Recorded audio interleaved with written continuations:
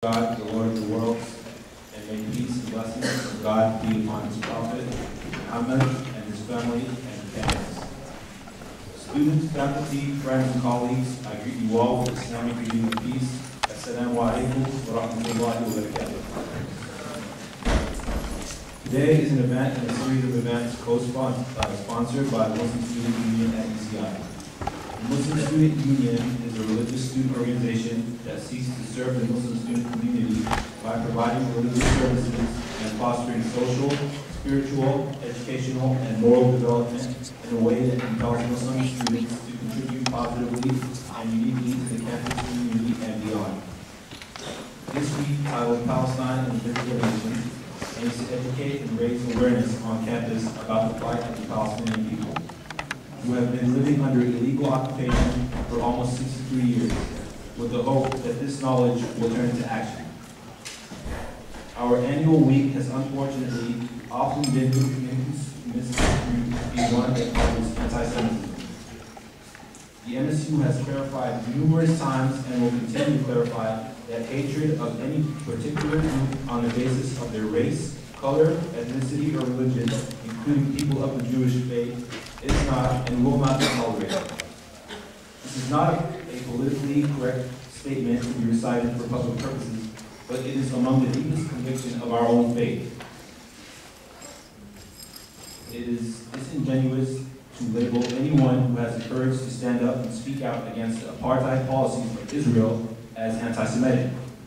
The week's aim, in short, is simply to call for an end to the oppression of the indigenous Palestinians. Co-sponsors for this week include Al-Kalima, Students for Justice in Palestine, Black Student Union, American Indian Student Association, Radical Student Union, Asian Pacific Student Association, Workers Student Alliance, Bazian, and Turkish Student Association. Before we start today's event, we will begin with some verses from the Muslim Holy Book, the Quran.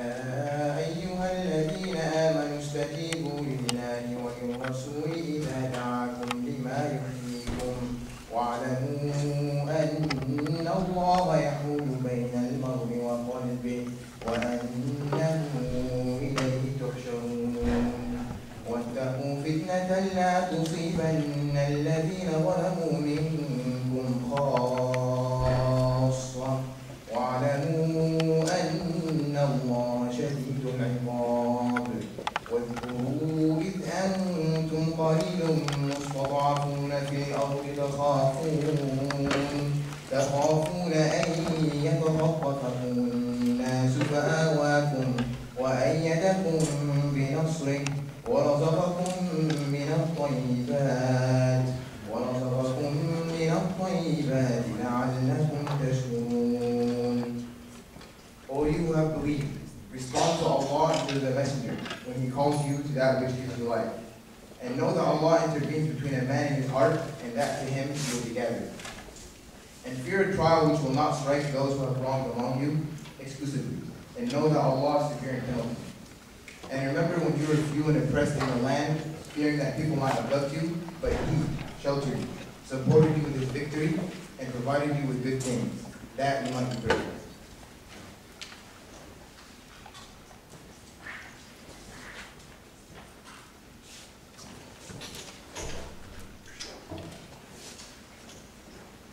Thank you for that. Just a brief introduction to our speaker. Dr. Hatem received his PhD in philosophy and Islamic studies from the University of California, Berkeley. Currently, he is a senior lecturer in the Department of Near Eastern and Ethnic Studies.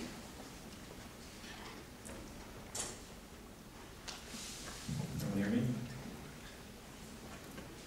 Okay, so Dr. Hatem received his PhD in philosophy and Islamic studies from the University of California, Berkeley. Currently, he is a senior lecturer in the Department of Near Eastern and Ethnic Studies. He teaches courses on Islamic law and society, Islam in America, communities and institutions, deconstructing Islamophobia and othering of Islam, religious studies, and Middle Eastern studies.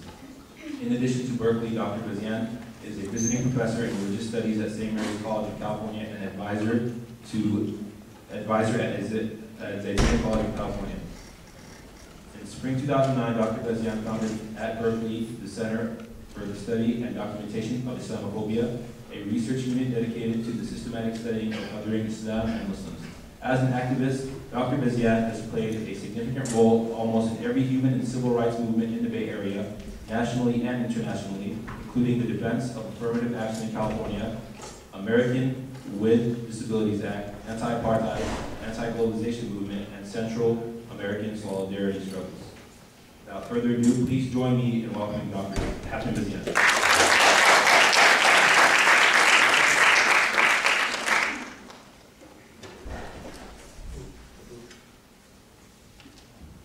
Assalamu alaikum. It's a pleasure being here with you today, and I'd like to thank the Students for Justice in Palestine and the MSU. I heard a number of other organizations, so if I don't mention your name because I don't have a list of it. But thank everyone that participated in putting this week together to put focus on Palestine. My talk today would at least focus on what I labeled administering Palestine on campus. And this is a title that I want to work with to really focus on how Palestine is dealt with on college campuses, not only UC Irvine, but I would say across the country, and also what I term to be constructed checkpoints at the college campuses. Now, to begin with, to just situate what I'm saying, Omar, who until recently was the Israeli Prime Minister and also was a member of the Likud, said we are approaching a point where more and more Palestinians would say there is no place for two states between the Jordan and the sea. All we want is the right to vote. The day they get it, we will lose everything. He added, I shudder to think that liberal Jewish organizations that shoulder the burden of the struggle against apartheid in South Africa will lead the struggle against us. So there is a worry and a fear, one, that the Palestinians will be having equal right, the right to vote, but more so the fear of actually liberal Jewish organizations, in particular here in the US, will actually lead the struggle and possibly create a coalition with pro-Palestinian activists in this country to begin to, in a more systematic way, expose the various human rights violations, international law violations that has been underway for not from 67, but actually as early as 1948. So what do I mean by administering Palestine on campus? Before I define what I mean by administering Palestine, it's important for us to understand the university in its current context. It is important for us to first define what the university has become in the present postmodern American Western society and the neoliberal economic model. The university is the institution assigned the role of system reproduction and maintenance through funded research to solve the problem and power questions that arise. This is actually where the university has lost its role as being a guardian for liberal values, for being a guardian over excesses of power, and became part and parcel of reproducing the system. The university is part and parcel of the governing system. It reflects the power distribution, racial stratification, economic disparities, and gender hierarchies. It is in this context that administering Palestine on campus must be addressed and understood. And we examine the checkpoints that are placed by university administrations and those who are responsible for it at the various levels within the institution. Now, when we say administering Palestine, the university as a whole and its subparts approaches Palestine as a problem. So this is important for us, that Palestine is approached as a problem that must be administered, and contour of what is presented is to be regulated. So the university approaches Palestine that there is a problem for the university, and this problem has to be administered and regulated with the active input of pro-Israel activists and organizations. Once again, Palestine is a problem it has to be regulated, it has to be controlled with the active input of pro-Israel groups and individuals. Administering Palestine in this sense is controlling Palestine narrative, dominating the discourses around Palestine, and contesting, both academically and at an organizational level, any attempts at challenging the status quo, especially the status quo of continued U.S. support to Israel with the tune of $3 billion of direct aid on a regular basis. The university, far from being a source of change, is actually part and parcel of maintaining and extending the status quo. The process of administering Palestine at its core is reflective of the broader political establishment position and articulations vis-a-vis Palestine.